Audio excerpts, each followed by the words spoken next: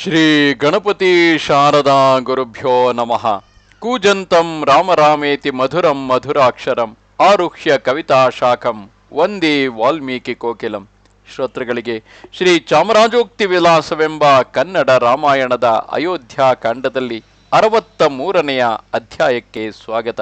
ಈ ಅಧ್ಯಾಯದಲ್ಲಿ ದಶರಥನು ಹಿಂದೆ ತಾನು ಯೌವನದ ಕಾಲದಲ್ಲಿ ಮುನಿಕುಮಾರನೊಬ್ಬನನ್ನು ಕೊಂದ ವೃತ್ತಾಂತವನ್ನು ನೆನೆಸಿಕೊಂಡು ಆ ಮುನಿಕುಮಾರನು ತನ್ನ ಕುರುಡ ತಂದೆ ತಾಯಿಗಳಿಗೆ, ಅಂಧ ತಂದೆ ತಾಯಿಗಳಿಗಾಗಿ ಅರ್ಧರಾತ್ರಿಯಲ್ಲಿ ನೀರನ್ನು ತರಲು ಸರಿಯು ನದಿಗೆ ಬಂದಿದ್ದಾಗ ಶಬ್ದವೇದಿ ವಿದ್ಯೆಯನ್ನು ಬಳಸಿ ಯಾವುದೋ ಕಾಡಾನೆಯು ನೀರು ಕುಡಿಯುತ್ತಿರಬಹುದೆಂದು ಭಾವಿಸಿ ದಶರಥನು ಆತನ ಮೇಲೆ ಬಾಣಪ್ರಯೋಗ ಮಾಡಿ ಕೊಂದು ಹಾಕುತ್ತಾನೆ.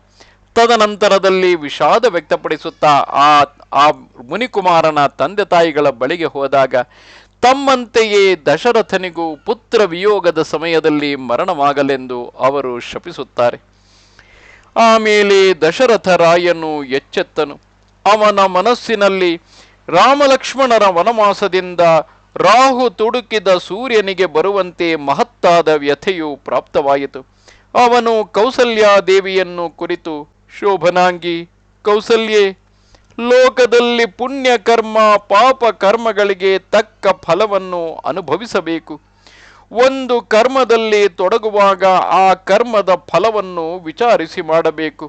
ವಿಚಾರಿಸದೆ ಕರ್ಮವನ್ನು ಮಾಡುವವನು ಬಾಲಕನೆನಿಸಿಕೊಳ್ಳುವನು. ಮುತ್ತುಗ ಪುಷ್ಪದ ಸೌಂದರ್ಯವನ್ನು ನೋಡಿ ಅದರ ಫಲವು ಮಧುರವಾಗಿ ಇರುವುದೆಂದು ಭಾವಿಸುವ ಅಜ್ಞಾನಿಯು ಮಾವಿನ ಮರವನ್ನು ಕಿತ್ತು ಹಾಕಿ ಮುತ್ತುಗವನ್ನು ನೆಟ್ಟು ಸಾಕಿದರೆ ಫಲ ಕಾಲದಲ್ಲಿ ಆ ಮರದ ಫಲವು ಅಪ್ರಯೋಜಕವೆಂದು ತಿಳಿದು ದುಃಖಿಸುವನು. ಹಾಗೆ ನಾನು ಶ್ರೀರಾಮನನ್ನು ಹೊರಡಿಸಿ ಈಗ ದುಃಖ ಪಡುತ್ತಿದ್ದೇನೆ. ಕೌಸಲ್ಯಾದೇವಿ, ಹಿಂದೆ ನಾನು ತರುಣನಾಗಿದ್ದಾಗ ಬಿಲ್ಲುಗಾರರಲ್ಲಿ ಮಹಾಪ್ರಸಿದ್ಧನೆಂಬ ಕೀರ್ತಿಯನ್ನು ಪಡೆಯಬೇಕೆಂದು ಶಬ್ದವೇದಿ ಎಂಬ ಬಾಣ ಸಾಧನೆಯನ್ನು ಮಾಡಿದೆನು. ಬಾಲಕನಾದವನು ಅಜ್ಞಾನದಿಂದ ವಿಷವನ್ನು ತೆಗೆದು ತನಗೆ ತಾನೇ ಆಪತ್ತು ತಂದುಕೊಳ್ಳುವಂತೆ ಆ ಶಬ್ದವೇದಿಯನ್ನು ಅಭ್ಯಾಸ ಮಾಡಿ ಮೃತ್ಯುವನ್ನು ತಂದುಕೊಂಡೆನು. ದೇವಿ, ಆಗ ನಾನು ನಿನ್ನನ್ನು ಇನ್ನೂ ಮದುವೆಯಾಗಿರಲಿಲ್ಲ. ನಾನು ಯುವರಾಜನಾಗಿದ್ದೆ. ಒಂದು ಸಲ ಮಳೆಗಾಲ ಬಂದಿತು. ಆ ವರ್ಷಾ ಕಾಲದಲ್ಲಿ ಸೂರ್ಯನು ತನ್ನ ಕಿರಣಗಳಿಂದ ಭೂಮಿಯ ಸಾರವನ್ನು ತೆಗೆದುಕೊಂಡು ಅದರಿಂದ ಮಳೆಗರೆಯುತ್ತಾ ತೆಂಕಣ ದಿಕ್ಕನ್ನು ಸೇರಿದನು. ಉಷ್ಣವು ತಗ್ಗಿತು. ಮೇಘಗಳು ಆಕಾಶದಲ್ಲಿ ಮುಚ್ಚಿಕೊಂಡಿದ್ದವು. ಅಂತಹ ವರ್ಷಾ ಕಾಲದಲ್ಲಿ ನಾನು ರಥವನ್ನೇರಿ ಬಿಲ್ಲು ಬಾಣಗಳನ್ನು ಧರಿಸಿಕೊಂಡು ಬೇಟೆಗೆ ಹೋಗಿ ಬರಬೇಕೆಂದು ಮನಸ್ಸಿನಲ್ಲಿ ಆಲೋಚನೆ ಮಾಡಿ ಸರಯೂ ನದಿ ತೀರದಲ್ಲಿ ಹೋಗುತ್ತಿದ್ದೆನು. ಆ ನದಿ ತೀರದಲ್ಲಿದ್ದ ಹಳ್ಳದೊಳಗೆ ಅಡಗಿದ್ದ ವ್ಯಾಘ್ರ, ಗಜ ಮೊದಲಾದ ಮೃಗಗಳನ್ನು ಕೊಲ್ಲಬೇಕೆಂದಿದ್ದೆನು. ಆ ಸಮಯದಲ್ಲಿ ಒಬ್ಬ ಮುನಿಕುಮಾರನು ಅಲ್ಲಿ ಆಶ್ರಮವನ್ನು ಮಾಡಿಕೊಂಡು ಅಂಧರಾದ ತಾಯಿ ತಂದೆಗಳನ್ನು ರಕ್ಷಿಸಿಕೊಂಡಿದ್ದನು. ಆತನು ತನ್ನ ತಾಯಿ ತಂದೆಗಳಿಗೆ ಕುಡಿಯಲು ನೀರು ತೆಗೆದುಕೊಂಡು ಹೋಗಬೇಕೆಂದು ಕಮಂಡಲುವಿನಲ್ಲಿ ನೀರನ್ನು ತುಂಬುತ್ತಿದ್ದನು. ಆಗ ಉಂಟಾದ ಗುಳುಗುಳು ಶಬ್ದವನ್ನು ಕೇಳಿ ಆ ಸ್ಥಳವು ದೃಷ್ಟಿಗೋಚರವಿಲ್ಲದಿರಲು ಅದು ಆನೆಯ ಬ್ರಹ್ಮಿತ ಧ್ವನಿಯೆಂದೇ ಎಣಿಸಿ ವಿಷವನ್ನು ಉಗುಳುವ ಸರ್ಪದಂತೆ ಅತಿ ಭಯಂಕರವಾದ ಶಬ್ದವೇದಿಯನ್ನು ತೆಗೆದು ಆ ಶಬ್ದ ಹುಟ್ಟಿದ ಸ್ಥಳಕ್ಕೆ ಸಂಧಾನ ಮಾಡಿ ಬಿಟ್ಟೆನು. ಅದು ಅಲ್ಲಿ ನೀರು ತುಂಬುತ್ತಿದ್ದ ಮುನಿಕುಮಾರನನ್ನು ತಾಕಿತು. ಆತನು ಆ ಬಾಣದಿಂದ ಮರ್ಮಸ್ಥಾನದಲ್ಲಿ ಗಾಯವನ್ನು ಪಡೆದು ಹಾ ಹಾ ಎಂದು ಕೂಗುತ್ತಾ ಹೊರಳಿದನು.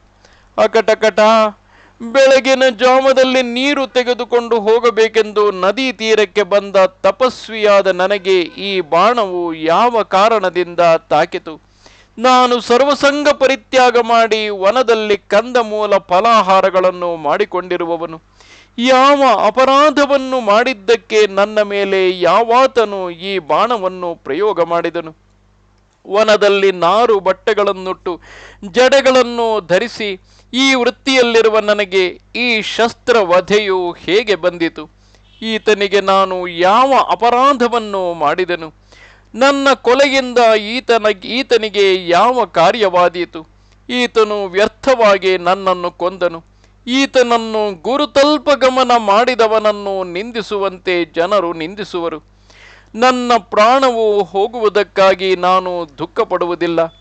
ಈತನಿಗೆ ಅಪಕೀರ್ತಿ ಬಂತಲ್ಲ ಎಂದು ಕಂಗೆಡುತ್ತಿದ್ದೇನೆ. ನನ್ನ ತಾಯಿ ತಂದೆಗಳಿಗೆ ಗತಿಯಾರೆಂದು ಚಿಂತಿಸುತ್ತಿದ್ದೇನೆ. ಅಂಧರಾಗಿ ವೃದ್ಧರಾದ ತಂದೆ ತಾಯಿಗಳನ್ನು ಬಹುಕಾಲ ರಕ್ಷಣೆ ಮಾಡಿದೆನು. ಇನ್ನು ನಾನು ಲೋಕಾಂತರವನ್ನೈದಿದರೆ ಇವರಿಗೆ ರಕ್ಷಕರಾರು? ಈ ಬಾಣದಿಂದ ನಾನೊಬ್ಬನೇ ಹತನಾಗುವುದಿಲ್ಲ. ನಾನು, ನನ್ನ ತಾಯಿ ತಂದೆಗಳು ಆ ಪಾಪಾತ್ಮನಿಂದ ಹತರಾದೆವು ಎಂದು ನುಡಿದನು. ಆ ದೈನ್ಯ ವಾಕ್ಯಗಳನ್ನು ಕೇಳಿ ಧರ್ಮರಹಸ್ಯಗಳನ್ನು ಬಲ್ಲ ನನ್ನ ಕೈಗಳಿಂದ ಬಿಲ್ಲು ಬಾಣಗಳು ಜರಿದು ಬಿದ್ದವು. ನಾನು ದುಃಖಾತಿಶಯದಿಂದ ಕಂಗೆಟ್ಟು ಹರ್ಷಗೊಂದಿ ಅಲ್ಲಿಗೆ ಹೋಗಿ ಗಾಯಗೊಂಡು ಕಂಗೆಡುತ್ತಿದ್ದ ಆ ಮುನಿಕುಮಾರನನ್ನು ಕಂಡೆನು. ಆತನು ಜಡೆಗಳನ್ನು ಕೆದರಿಕೊಂಡು ಕೈಯಲ್ಲಿ ಉದಕವು ತುಂಬಿದ ಕಮಂಡಲವನ್ನು ಹಿಡಿದುಕೊಂಡು ರಕ್ತ ಧೂಳುಗಳಿಂದ ಮೈಕೈಯೆಲ್ಲವೂ ಮುಚ್ಚಿರಲು ನೆಟ್ಟಿದ್ದ ಅಂಬಿನಿಂದ ದುಃಖಪಡುತ್ತಾ ಭಯದಿಂದ ಕಂಗೆಟ್ಟ ನನ್ನನ್ನು ನೋಡಿದನು. ತನ್ನ ತಪೋಜ್ವಾಲೆಯಿಂದ ಸುಟ್ಟು ಬಿಡುವಂತೆ ನೋಡಿ ಕರ್ಣ ಕಠೋರವಾದ ಮಾತುಗಳಿಂದ ಹೀಗೆಂದನು: ಎಲೈ ಅರಸ, ವನದಲ್ಲಿರುವ ನಾನು ನಿನಗೆ ಯಾವ ಅಪರಾಧವನ್ನು ಮಾಡಿದೆನು? ನನ್ನ ತಾಯಿ ತಂದೆಗಳಿಗಾಗಿ ಉದಕವನ್ನು ತೆಗೆದುಕೊಂಡು ಹೋಗಬೇಕೆಂದು ಬಂದೆನು. ನನ್ನನ್ನು ಒಂದು ಬಾಣದಿಂದ ಮರ್ಮಸ್ಥಾನದಲ್ಲಿ ಹೊಡೆದು ಕೆಡಹಿದೆ. ಈ ಬಾಣದಿಂದ ನಾನೊಬ್ಬನೇ ಹತನಾಗುವುದಿಲ್ಲ, ನನ್ನ ತಾಯಿ ತಂದೆಗಳು ಹತರಾಗುವರು.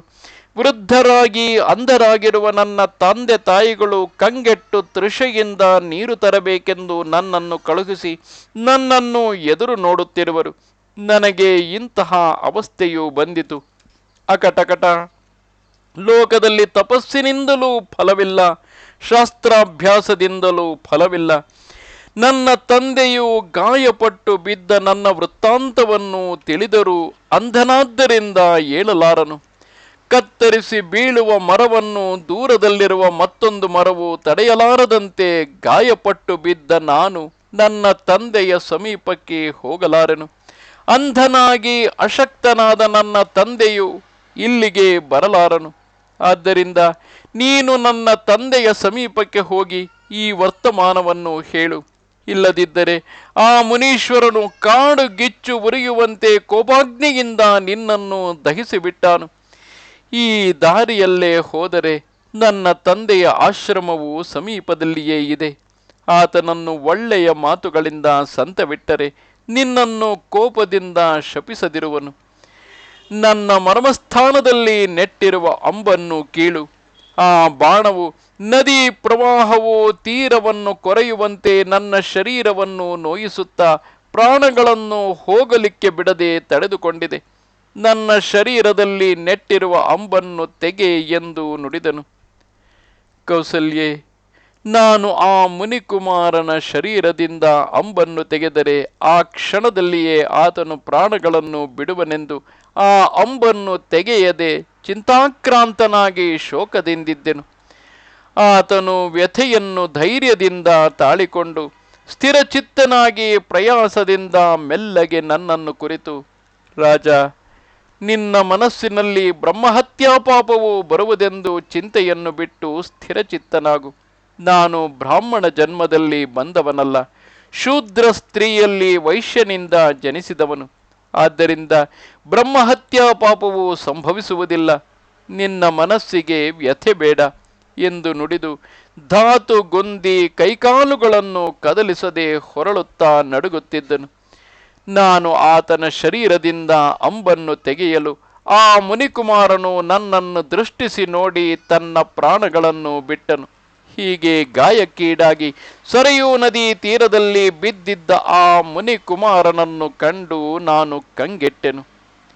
ನಮಸ್ತೆ ಶಾರದೆ ದೇವಿ, ಕಾಶ್ಮೀರ ಪುರವಾಸಿನಿ, ತ್ವಾಮಹಂ ಪ್ರಾರ್ಥಯೇ ನಿತ್ಯಂ, ವಿದ್ಯಾದಾನಂಚ ದೇಹಿಮೆ. ನಮಸ್ಕಾರ.